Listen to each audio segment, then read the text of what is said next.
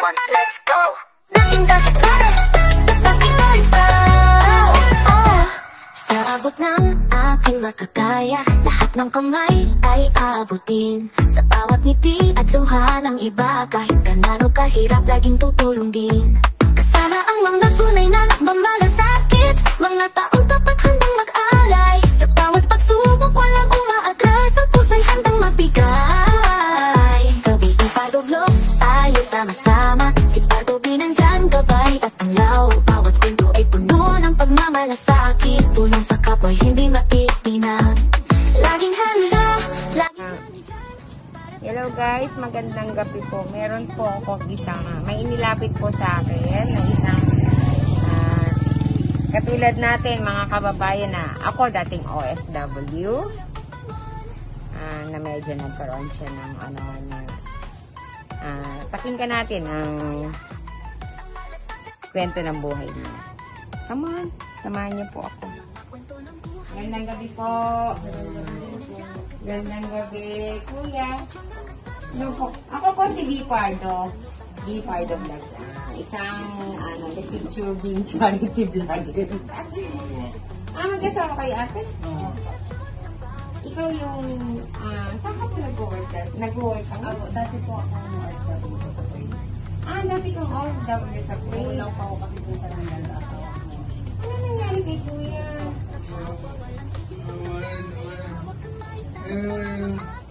Ano po siya, nasa po siya ng Kuwait. So, kailan lang? Tapos na umuwi ka dahil may anak kayo? Meron po, dalawa po. Pwede ko matanong ang pangalan ni ate. May po. Kasi ate May? Anthony po. Si kuya ate May. Pero bago nung nakapag-uwi pa sa akin kung pwede ko pwede mo po ba ipagtanong ko si kuya ate. Kuya Anthony is okay sa tricycle driver? Tumutulong ka rin nung kalakasan mo? Okay. Bakit Noong time na po na yun, madali, November yung mainit po kasi yun, sobrang init po. Siya po kasi nagka-tricycle driver. May sarili po kami ng sliding po. Yung mga grass po na gano'n.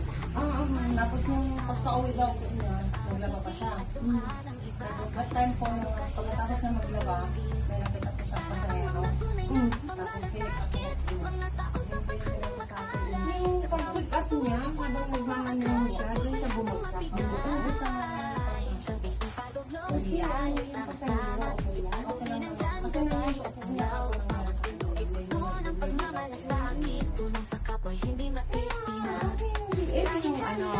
Yung katas ng OFW Dubai?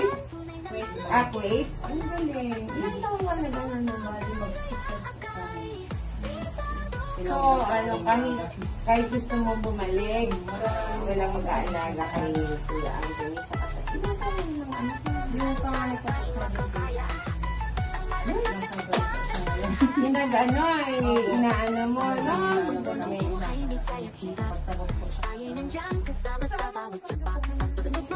Nag-ano po ako ng barbecue. Kaso ngayon po, kasi nag-stop ako kasi kasi siya ng gabi.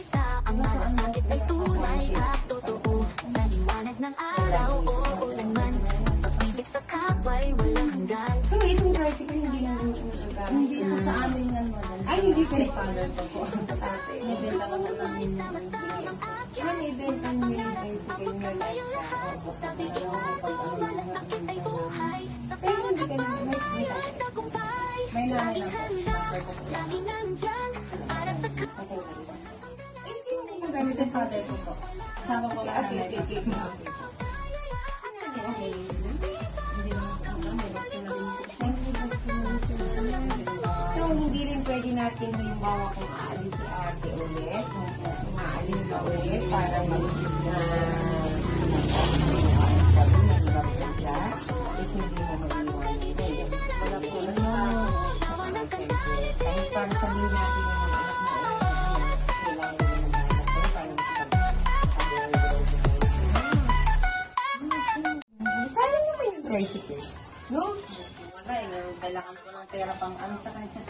Wala po kami pagkuhan. Pero yung tricycle na yan, nawala na. Kay Papa mo, nawala Opo. na yan.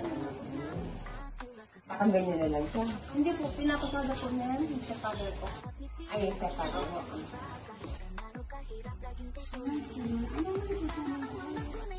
Tinutulong ba si... Ako po kasi,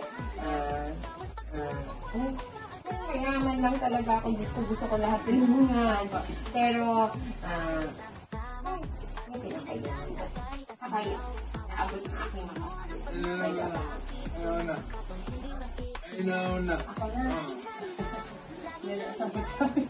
Ano isa ng pang-ano lang, ano, mga kailangan na, saka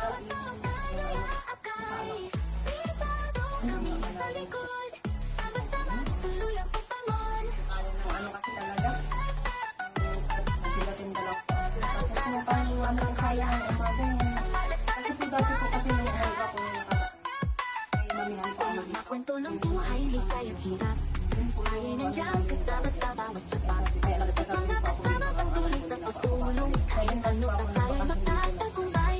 Walang maliit o malaki. Ano kaya kung i-raise natin yung mami? Pwede naman. Kasi dati po kami Inspirasyon ng bawat isa. Ang malasakit ay tunay at totoo. Sa liwanag ng araw o ulan man. Pag-ibig sa kapwa'y walang hanggan. Lahat ng kaya ibibigay natin. Para sa kapwa walang hihintong damdamin. Hawag kamay, sama-samang akyat. Mga pangarap, abot kamay ang lahat. Sabi itado, malasakit ay buhay. Sa bawat hakbang tayo. Pumunta na ka. Spread, tapos parang tayo na tulungan. Ganito na lang ate. Kung hindi ba magmamani ka, pwede ako mag-offer sa iyo ng cake para ma-erase ka na. Para sa mga alaga.